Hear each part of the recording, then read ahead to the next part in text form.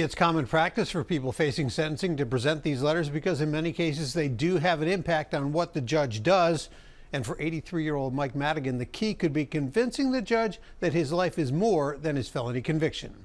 Former House Speaker Mike Madigan, nicknamed the Velvet Hammer, is hoping that the judge wielding the gavel at his sentencing will go easy on him. Madigan was convicted in federal court earlier this year on 10 counts, including bribery and wire fraud.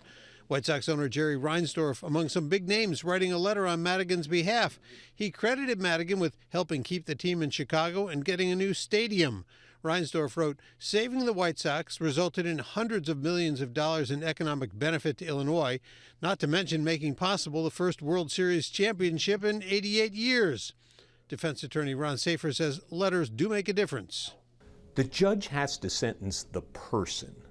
All the judge has heard about is the crime the person committed, but there is 99.9% of the rest of the person's life that the judge has to take into consideration." Former U.S. Senator Carol Moseley Braun wrote in her letter, "I was thunderstruck when I learned that Madigan had been indicted, particularly for activity related to his official conduct. I have always known him to be honest and a credit to his position."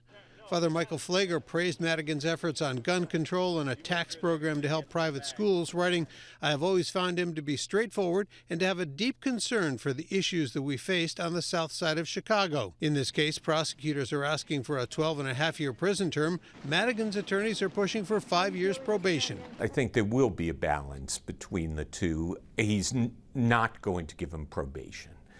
On the other hand, he's similarly not going to sentence him to 12.5 years. Numerous union and business leaders also sent letters of support, and so did several Republicans, including former two-term Governor Jim Edgar. He wrote, "Throughout those many years, I found Mike Madigan to be a person who always kept his word, and that is somewhat unusual for people in that world." By comparison, in the corruption case involving Alderman Ed Burke, prosecutors wanted more than 10 years in prison. Burke supporters submitted over 200 letters, and he wound up with a sentence of just 2 years behind bars. Madigan's sentence is set for Friday, June 13th. Judge is expected to hand down sentencing that day.